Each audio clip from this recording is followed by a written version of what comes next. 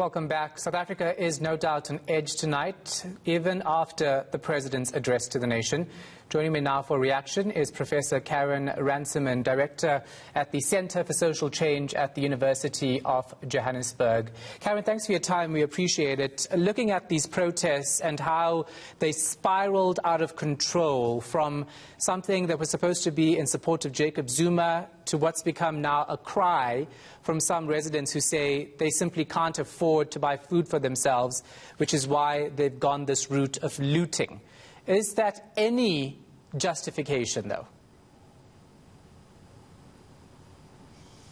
Well, thanks very much for having me this evening. I think it's very difficult to talk in terms of right and wrong and justifications when we talk about a complex issue like this, because as you're saying, what people are experiencing is very real hunger, and some of what we've seen is the reaction to the deep inequalities of our society.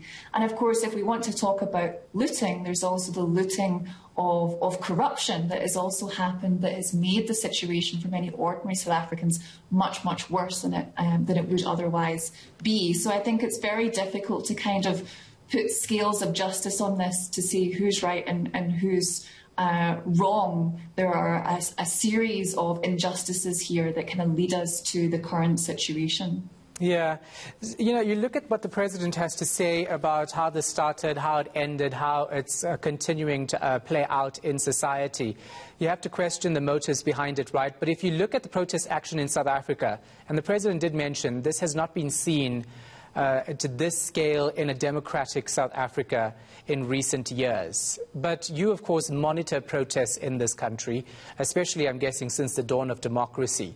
Can he say that? Is that correct to say? Well, what we have seen, and particularly in the last decade, in the last 5 years, is there has been rising numbers of community protests, and these have continued even under the conditions of the pandemic. But I think what is new is, although we have always had a society of deep inequalities, there is the way in which the impact of the pandemic has worsened these inequalities. So while Ramaphosa, in his speech, did at the very end begin to address the issues of inequality, there is nothing on the table at present that will really do anything to address this. Interventions that were made, such as the social relief of distress grant, have been taken away, and these have immediate and detrimental impacts for many, many South Africans that are struggling to survive. So I think there is a way in which the current economic circumstances of the pandemic have worsened our long-standing inequality and have in many ways led to what we see now. All right, thank you so much for your time and your insight. Appreciate it. That was Professor Carin Runciman, Director at the Centre for Social Change at the University of Johannesburg.